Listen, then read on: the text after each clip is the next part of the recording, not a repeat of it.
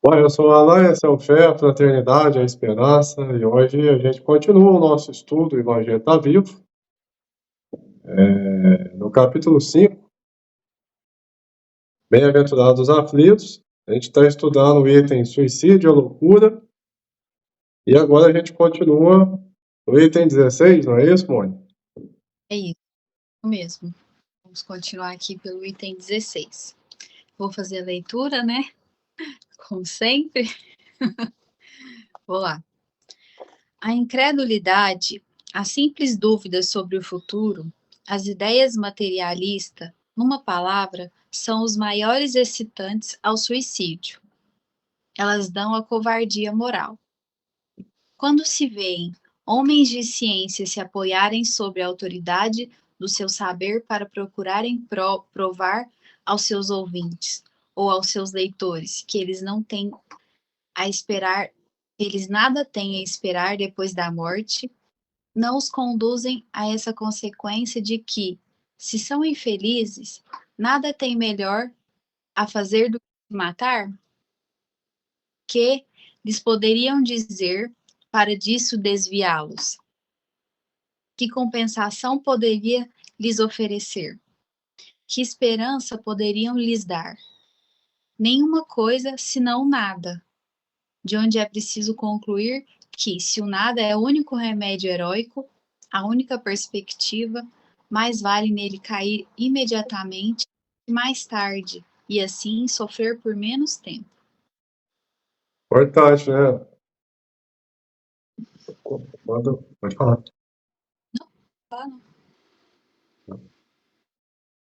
A gente se apoia em pessoas sábias para tomar decisões, para guiar nossos passos. E aí, quando essas pessoas que são pessoas que têm muita sabedoria para compartilhar, não têm noção da responsabilidade que a elas confiamos através dos exemplos, né? Então, quando essas pessoas que são responsáveis por guiar através do dom, não gosto muito de dom, não, mas enfim, da sabedoria que tem, e se esquivam da multiplicidade das existências, ela simplesmente está dizendo assim que não há motivo para continuar, no sentido de resignar-se, né? Porque ela está vendo somente essa existência, essa passagem. Ela não está vendo o que virá após. As consequências que o espírito imortal enfrenta quando ele resolve retirar-se do plano terreno por conta própria.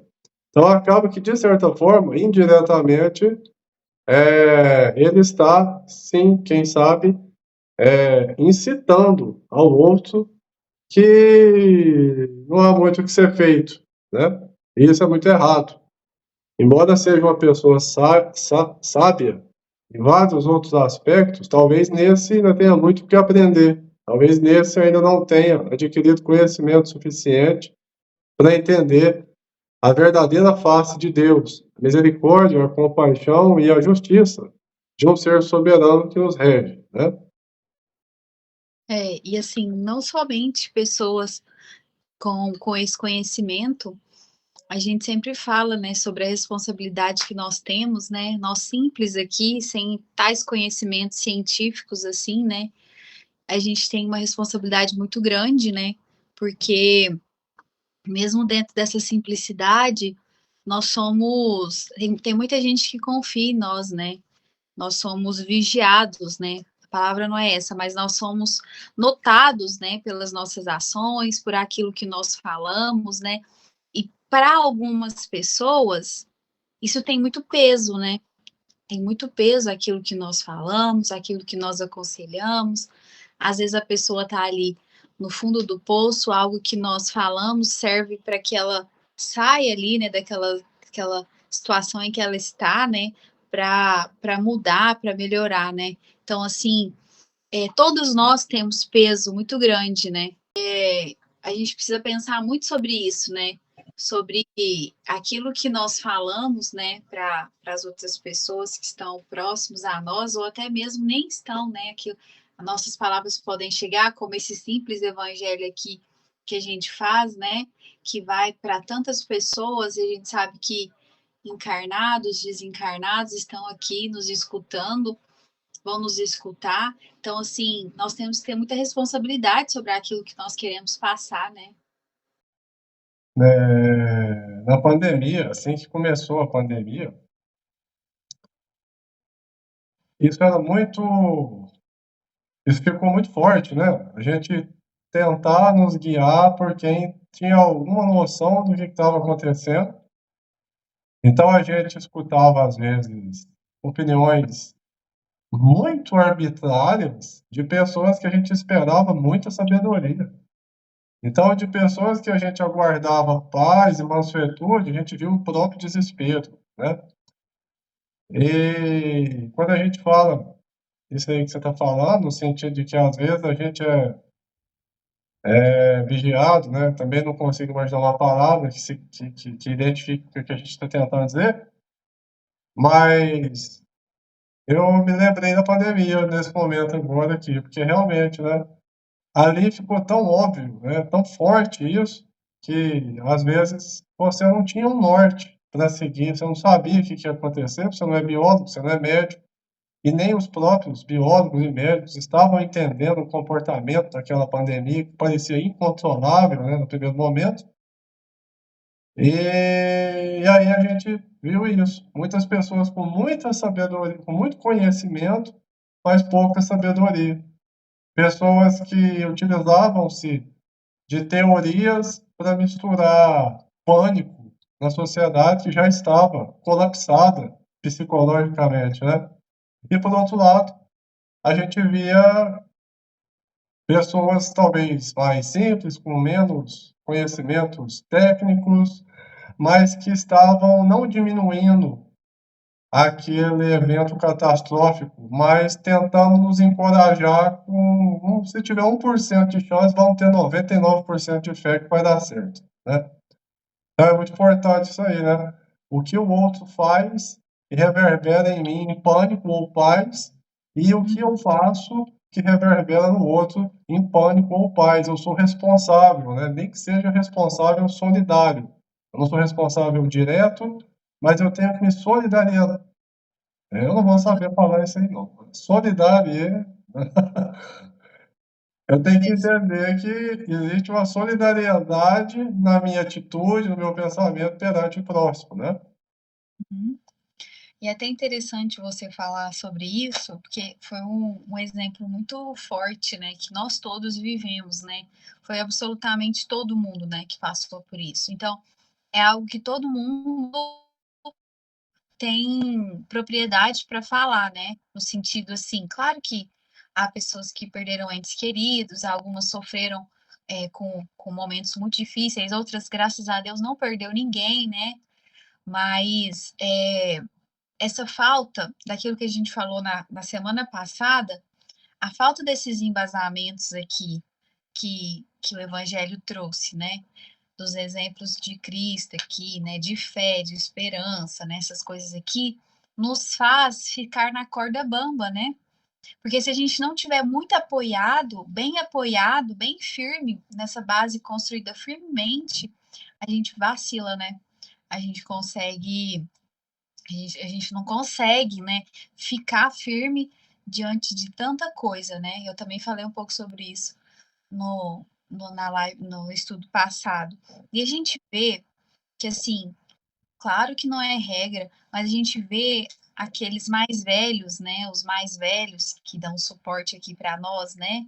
Muitas das vezes, claro, não é regra, igual eu falei, mas você já viu que eles sempre têm um suporte para nos dar, assim, de que tudo vai dar certo? Não, isso vai passar. Deus é misericordioso, né? Deus não vai deixar a gente passar por uma coisa dessa por tanto tempo, ele sabe de tudo, né?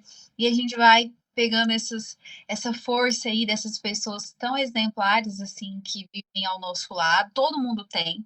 Não é porque eu tenho vó, não é porque o outro não tem, mas sempre há uma pessoa equilibrada, é o que eu sempre costumo falar. A gente só precisa buscar, né? A gente só precisa ir atrás, porque sempre há uma mão, uma pessoa com fé ali para nos guiar, né? e até mesmo a espiritualidade, estava até lendo um livro aqui, a espiritualidade a gente nem imagina, né? A gente às vezes esquece do quanto ela é poderosa e quanto ela cuida de nós, né? Que às vezes ela nos abraça nos momentos difíceis que a gente pensa assim, nossa, tô me sentindo tão bem, né? O que foi isso, né? Foi a espiritualidade que esteve aqui junto a nós, nos dando fluidos, né? Para mudar aquela energia. Então, assim, a gente precisa sempre lembrar, né? Desses embasamentos aí, dessa base forte que a gente vem tentando construir aqui com o evangelho para se fortalecer, né? E não ficar ali, né, naquela, igual você tá numa ponte assim, você fica com medo de cair, você fica, ai, não, estou firme, vou continuar aqui, né? Vou lembrar de todos os ensinamentos de Deus ali, que Cristo veio nos ensinar e vamos ficar firme, né? É isso, né? Temos mais motivos, né, para acreditar do que para desacreditar. É assim, se eu te dou o que eu tenho, se você me mostrar onde Deus está. E aí a pessoa respondeu, não, eu te dou o que eu tenho se você me responder onde é que ele não está. Uhum. Né? Porque a gente não vê, mas a gente o sente, né? Assim como aquele estudo que a gente fazia, no Livro dos Espíritos, né? Ficou bem claro isso lá naquelas primeiras perguntas. Não é possível ver Deus, mas é possível contemplá-lo através de suas criações, né? Exatamente, ele está simplesmente em tudo, né? Isso. Tudo. Vou continuar aqui. A propagação das ideias materialistas é, pois, o veneno que inocula em um grande número de pessoas o pensamento do suicídio, e aqueles que se fazem seus apóstolos assumem sobre si uma terrível responsabilidade. Com o Espiritismo, não sendo mais permitida a dúvida, o aspecto da vida muda. O crente sabe que a vida se prolonga indefinidamente além do túmulo, mas em outras condições. Daí a paciência e a resignação que o afastam naturalmente do pensamento do suicídio. Daí, numa palavra, a coragem moral.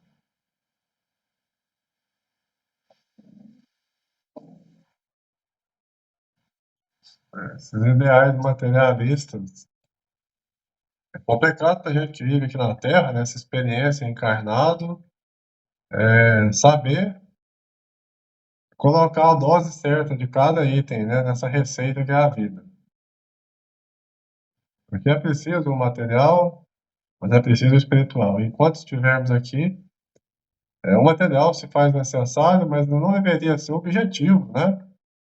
O material deveria ser, de certa forma, visto em segundo plano, no sentido de que se eu tiver um benefício ou um ganho, um objetivo material que entra em conflito com os meus objetivos espirituais, morais, ele não deve ser prioridade. Né? Assim como a gente comenta muito, né, sobre trabalho, material, porque a gente vê, sim, muitas das vezes aqueles que colocam em primeiro plano, em prioridade, o ganho, o benefício, o status material, e sem querer, querendo, porque é uma escolha que tem, sim, responsabilidades envolvidas nas consequências que estão assumindo, vão deixando para segundo plano os ideais espirituais, né? Então, quando essa pessoa vai deixando esses ideais espirituais de lado e vai permitindo o crescimento desses ideais materialistas de maneira negligente, sem se incomodar, que eles estão esbarrando, estão tropeçando, estão ocupando o lugar desses ideais espirituais, ela meio que não percebe, mas aquilo vai tomando uma proporção que ela vai se distanciando de si, da sua essência, ela vai tornando-se uma pessoa fria. Ela não pensa mais empaticamente no próximo que prejudicou, a fim de obter algum lucro a mais, algum lucro, algum posicionamento social, enfim. Quando lhe é tirado esse material, ele tem muito pouco de espiritual para se pegar. Ele negligenciou, ele permitiu esse ideal ser oculto para que florescesse naquele momento aquela paixão pela matéria. E os reveses, né, que a vida pode nos oferecer enquanto estudo, enquanto aprendizado, enquanto prova, às vezes nos tira isso. E se a gente não está com essa balança equilibrada, além de não termos este suporte através desse ideal espiritual, ainda teremos o problema com a consciência, de lembrar que por vários e vários momentos, oportunidades, esse material foi dado como mais importante do que o espiritual, que esse espiritual, através de grandes correntes de mãos amigas, nos bateu à porta, nos pediu permissão para adentrar na nossa mente, no nosso coração, e nos fizemos de rogados. Preferimos manter aquela porta fechada para escancarar a janela do materialismo.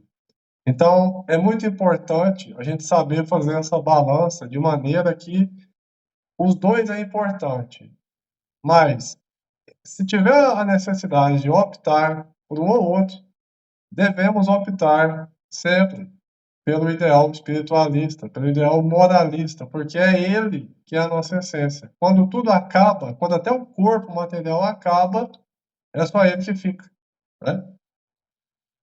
Com certeza. Quando eu escutava Web Rádio Fraternidade, de manhã, quando eu estava trabalhando, tinha uns episódios sobre suicidas, sabe? As mensagens dos suicidas. E eles falavam muito, cada um dava seu depoimento de como que foi, né? Depois de passar por aquela parte difícil ali, porque a gente sabe que para a pessoa poder dar esse testemunho, ela passou, né? Já superou muitas coisas ali, mas um espírito que suicidou, ele tinha dívidas, ele era dono de uma fábrica, ele tinha dívidas. E ele, desesperado ali com as suas dívidas, né, optou por fim a sua vida, né, carnal, né, imaginando que se livraria das dificuldades, né, e que eu acho que bem aqui é o que a gente está estudando, né, porque a pessoa quando chega nessa situação, muitos, claro, nem imaginam, né, na possibilidade, né, que é o que está trazendo aqui no Evangelho, na possibilidade de uma vida, daquela dor continuar, né, ele acha que ele vai acabar com tudo, né. E aí ele conta que ele desencarnou e ficou lá na fábrica e viu a sua fábrica foi vendida, começou a prosperar, sabe? A fábrica prosperou, foi uma fábrica que teve muitos lucros, né? E ele conta, né, que aquele minuto de bobeira que ele teve ali, né, e tirando a sua vida por conta disso, poderia ele ser a pessoa a estar, né, transformando a situação daquela fábrica, né, que ele tanto amava, né, que foi o motivo do seu suicídio, em prosperar, né? Então, assim, a pessoa, quando ela tem quando ela chega nesse limite de tirar a sua própria vida, ela já desistiu de tudo, né? Não há mais esperança, ela não consegue ver nada, né? E a gente sabe que por trás essa tragédia aí, há aquelas influências, né, que tapam as nossas visões, né? Porque também há exemplos de pessoas que acreditam, né, em vida pós-morte, né, que a vida continua. Há pessoas que têm toda uma estrutura ali, que foi criada em toda uma estrutura, né, do evangelho, mas infelizmente por deixar a sua base, né, igual a gente está falando antes, deixar a sua base desestruturar, acaba chegando nesse limite aí, né? Tudo por falta disso que você falou, né? De olharmos para esse lado espiritual, né? E nos deixarmos levar por essa questão materialista que vai nos corrompendo. O negócio, eu tenho percebido e tenho analisado assim, é muito difícil você, hoje em dia, nós chegamos no limite assim de trabalho, da vida, que tudo depende, quase tudo depende da internet. E é muito difícil esse negócio. As pessoas estão ficando doidas. E eu acho que grande parte disso está fazendo as pessoas se perderem, porque a gente vai perdendo princípios por nos tornarmos, às vezes, queremos nos tornar famosas, né? Muitos seguidores, aquelas coisas assim. A gente vai tomando uma proporção que vai ficando difícil mesmo a gente olhar para esse lado espiritual. A gente pega todo esse lado materialista como se fosse o mais importante, né? E vai seguindo a nossa jornada, deixando de lado essa parte aí que a gente precisa tanto estar conectado, né? Que tem que ser pelo menos em primeiro plano, né? Tem que ser prioridade. Uhum. É muito difícil hoje para as pessoas, tá muito difícil, né? Realmente a gente poder seguir assim, ficarmos firmes, né? Continuar aqui, o item 17. Ah. O Espiritismo tem ainda, sob esse aspecto, um outro resultado também positivo, e talvez mais determinante. Ele nos mostra os próprios suicidas vindo revelar sua posição infeliz, que eu acabei de falar, né? E provar que ninguém viola impunemente a lei de Deus, que proíbe ao homem abreviar sua vida. Há entre os suicidas aquele cujo sofrimento, por não ser senão temporário, ao invés de eterno, não é menos terrível, e de natureza a dar o que pensar a qualquer que fosse tentado a partir daqui antes da ordem de Deus. O espírita tem, pois, para contrabalançar a ideia do suicídio, vários motivos. A certeza de uma vida futura na qual sabe quanto tenha sido mais infeliz e mais resignado na terra, a certeza de que, abreviando sua vida, alcança um resultado justamente contrário ao que esperava, que se livra de um mal para chegar a um pior, mais longo e mais terrível. Pode continuar? Porque eu não sei se você quer falar. Não, pode continuar. Já vai fechar na ideia que a gente precisa lá. E se engana, se crê em se matando, ir mais depressa para o céu, que o suicídio é um obstáculo para que ele se reúna num outro mundo aos objetos das suas afeições, que esperava ali reencontrar. De onde a consequência de que o suicídio, não lhe dando senão decepções, está contra os seus próprios interesses. Isso. Aí aqui eu queria fazer um ponto, que muitas das pessoas têm essa ideia, né, que o suicídio é um caminho rápido para chegar naquilo que está nos aguardando além da vida material. Mas aí a gente esquece que o que nos aguarda além da vida material depende exatamente do que é a nossa vida agora. Então, quando a gente fala de plano espiritual, a gente imagina lugares geográficos de maneira errada, caricata, porque o plano espiritual ele já habita dentro de nós mesmos.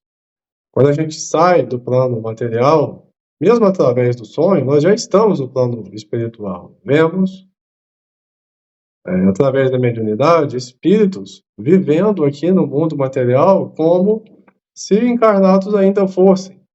E isso nos leva a refletir que o que é que adiantou esse espírito suicida, no caso, ter terminado a sua vida antes da hora. Ele ficou preso naquele vórtice, assim como você disse aí do suicida da fábrica, ele ficou preso naquele vórtice temporal, que vai repetir os mesmos dias, por gerações a fio, enquanto ele não tomar conta de sua própria consciência e encarar o fato de que, por N motivos, ele acabou aumentando ao invés de sanar a sua dor. E quando eu falo N motivos, eu lembro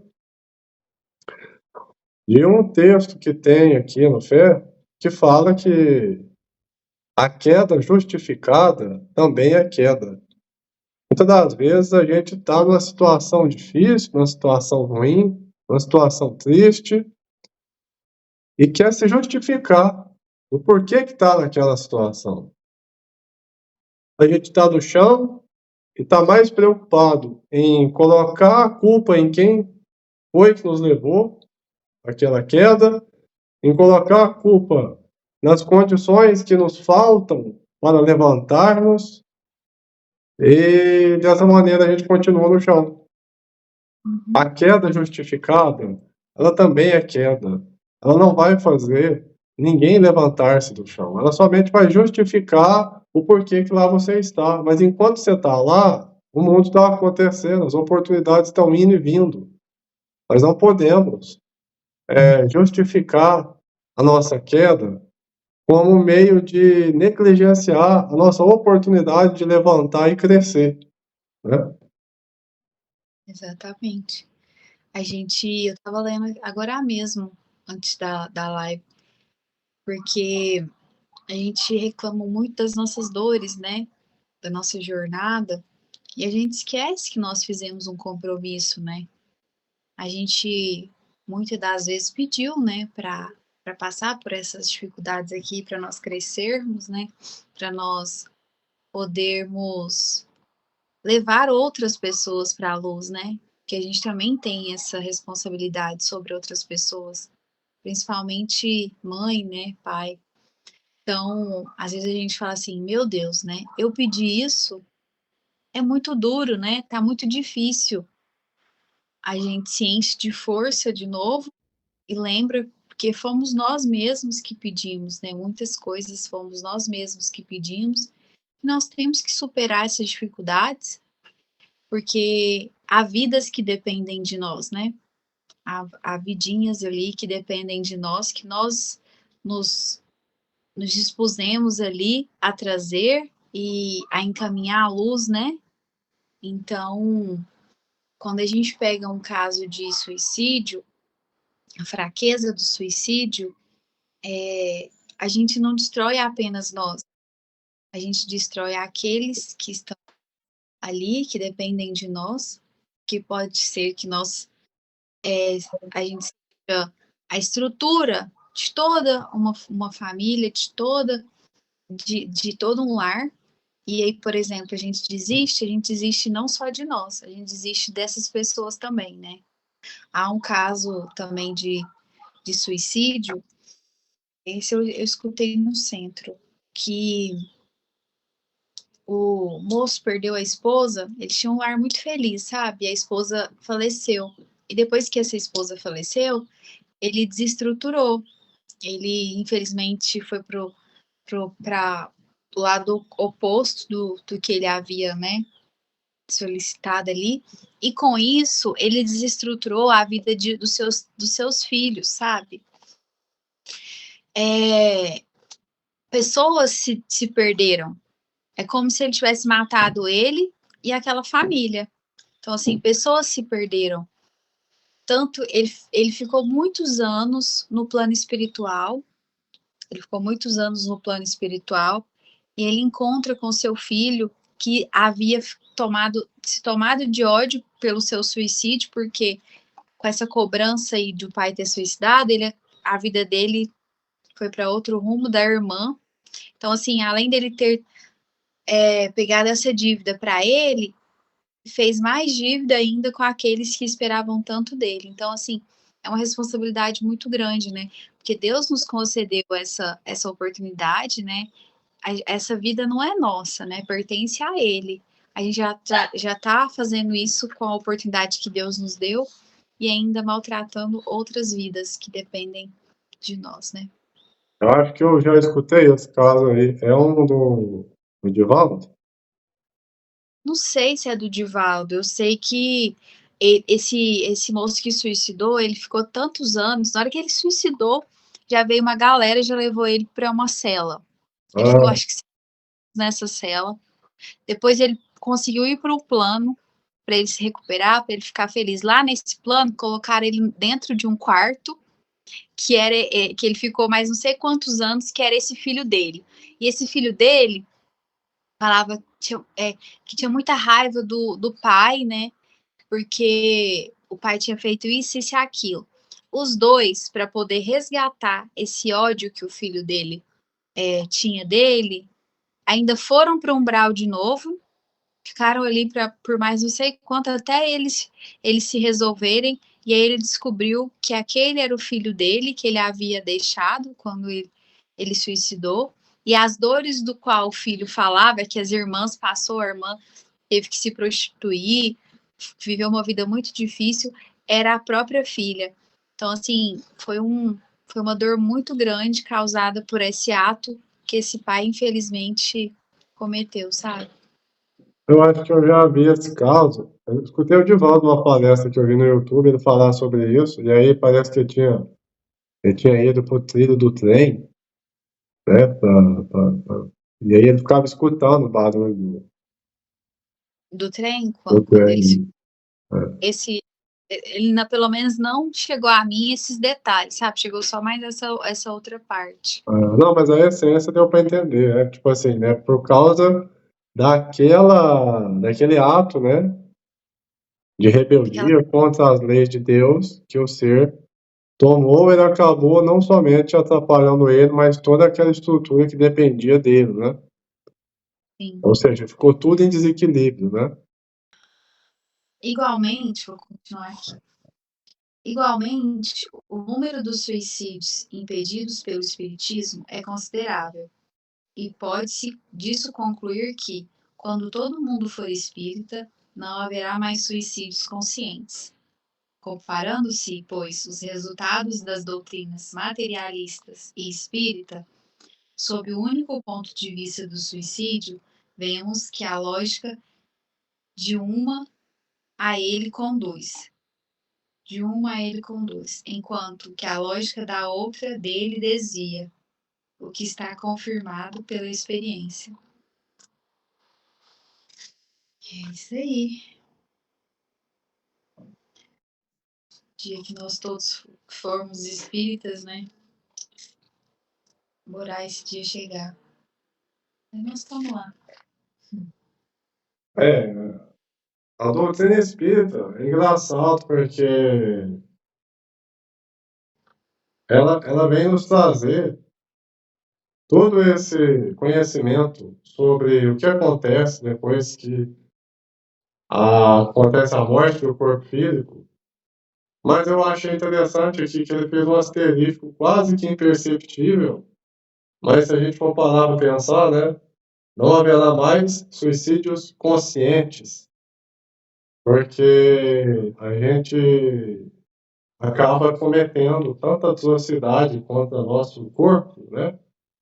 E claro, não venha a ser imediatamente, objetivamente a ideia, né, do suicídio, mas quem sabe a negligência com o nosso corpo, ela acaba configurando como um suicídio inconsciente, quando a gente abusa, né, quando a gente não dá o devido valor, o devido trato ao nosso corpo material, então ele acaba sofrendo muito por isso também. E o suicídio consciente, né, tende a acabar com a espírito. Eu não acredito, assim, para te falar a verdade, eu não acredito, eu, não em nome da doutrina, em nome de mim mesmo, eu não acredito que a doutrina espírita vá chegar a um ponto que será a única doutrina. Mas eu acredito na espiritualização das demais doutrinas. Eu acho que vai chegar um ponto que as outras doutrinas vão ter que se adequar a essa realidade. Existe, sim, vida após a morte e ela está ligada objetivamente a essa vida. Não é uma coisa subjetiva, é muito objetiva, é lei de causa e efeito. A gente faz, a gente recebe, a gente planta, a gente colhe, né? Então, eu creio que quando isso acontecer, quando as outras doutrinas que vão até o sepulcro material resolverem estender além dali, o suicídio pode sim acabar, porque as pessoas, independente da religião que estão inseridas, vão ter essa consciência de que tentar minimizar a dor aqui por conta própria é simplesmente transferir a conta que está nessa conta para uma outra conta. Você vai ficar com saldo vermelho da mesma maneira, né? É isso aí. Mas há tanta coisa, né, por trás desse entendimento, dessa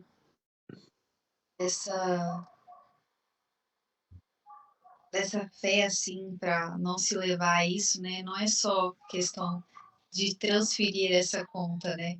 Há várias coisas que estão aí por trás, né? A pessoa perde todos os sentidos, né? A gente sabe que há, há doenças mentais por trás também, né? De pessoas que cometem suicídio. Então, assim, são muitos detalhes, né? Que a gente pode colocar aí junto a isso, né? A gente não pode nem entrar nesse mérito, né? Porque como a gente falou mais cedo, né? A gente não tem esse conhecimento para falar sobre essas doenças psíquicas, né? Que causam isso tudo aí. O que a gente pode fazer é tentar procurar, né? Em qualquer nível que a gente tenha de dificuldade, nos alicerçar numa fé que nos confere direitos e deveres. Temos o direito de ser assistido, de ter suporte, de ter esclarecimento, mas temos também que assumir os deveres que todos esses direitos nos impõem, né? Que é também assumir a responsabilidade de seres pensantes, racionais, que estão na Terra hoje em virtude de experiências pretéritas e na esperança de experiências futuras vamos dizer assim, menos sofridas do que essa e tantas outras passadas o foram, né? Certeza. Abençoe nossos corações, pensamentos e ações. Assim, conectados a Ti, saberemos distinguir aquilo que nos aproxima e nos afasta da luz. Que Seu misericordioso amor paire sobre nós e nos encha de força e aceitação para continuarmos nossa jornada escolhida por nós mesmos. Nos guie para não desviarmos de nossos caminhos e nem tampouco deixar de estender as mãos àqueles que estão ao nosso lado. Sabemos que, mesmo tão errantes, o Senhor sempre tem sua luz estendida sobre nossas vidas. Busquemos intimamente mudar nossas ações e atitudes, não nos esquecendo daquilo que é correto e daqueles que vibram por nós, nos dando força e apoio para vencermos as provas. Obrigado por tudo e por tanto. Que assim seja. Amém. Assim é. E é isso, né? Então a gente finaliza o nosso estudo. Agora tem que encerrar hoje? Hã? Agora tem que encerrar hoje?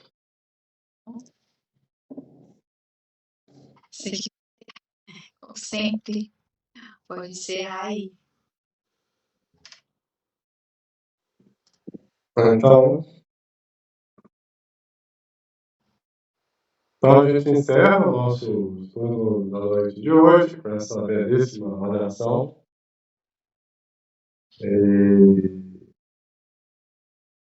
Deixa aqui, né? A gente deixa aqui o nosso recado. Não sofra sozinho. A gente está treinando aqui esse suicídio de loucura.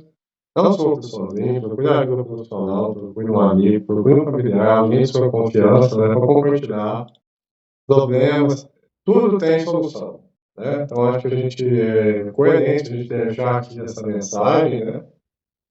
Para que as pessoas entendam que tudo vai ficar bem, tudo tem um porquê, né? E quando a gente compartilha com um profissional, com um amigo, com a família, a gente sente-se mais seguro. E é isso, né? Não sofra sozinho.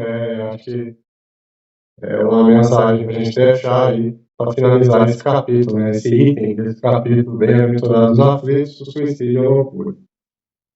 E tem uma coisa que eu lembrei aqui, acho que a gente já até falou, mas eu acho importante, porque a gente tentar manter o fio de sustentação que nos liga ao Pai maior, né, a Deus, para a gente não quebrar, tentar não quebrar, né, essa ligação, nos colocando em oração sempre, né, sempre que possível a gente se conectar a Ele, porque isso nos mantém forte, né, não nos deixa vulneráveis, né? Claro que é muito difícil a gente falar isso, nos deixa menos vulneráveis, né? A gente estando sempre conectados a Deus, né? Com a espiritualidade que nos rege, para a gente poder manter ali sempre aquele equilíbrio, aquela energia e não se perder, né? Nesses momentos de dificuldades que vêm. Eu acho que isso é fundamental, né? Para a gente conseguir manter essa fé, essa resignação que a gente veio estudando aqui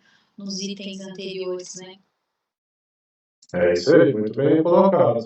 Muito bem colocado. Isso aí tudo vai nos estruturando para que a gente fique cada vez mais forte e as provas vão ficando cada vez menores, né? Já que elas não vão diminuir, quem tem que crescer somos nós e um momento para crescer e a ferramenta para crescer é o que a gente está tendo, a gente tem falado aqui, né? A resignação, é o evangelho, né? É enfrentar com paciência, é enfrentar com esperança e fé, né? Sim. Que assim seja, que Deus nos abençoe, né? Obrigado pela oportunidade da live e se Deus quiser a gente continua aí na semana que vem. Então é isso, que assim seja. Semana que vem a gente continua com o item 18, o bem e o mal sofrer, capítulo 5. Agradeço também a todos os nossos irmãos espirituais que não desistem de nós, que estão sempre presentes, nos protegendo, nos amparando e patrocinando estes nossos momentos de reflexão com o Evangelho, que a gente consegue pensar, que a gente para, que a gente reflete, que a gente compartilha aqui, né, com o pessoal. Que Deus possa sempre, apesar das nossas falhas, nos conceder esse presente, que é a presença desses irmãos. Agradeço também a todos os nossos irmãos encarnados que também acompanham esse nosso estudo, esse nosso humilde estudo. Agradeço também o Nome, que sempre está empenhado para a gente continuar aqui nesse estudo nosso, e é isso. Fiquemos em paz com amor e amor em Jesus. Amém. Boa noite, fique com Deus.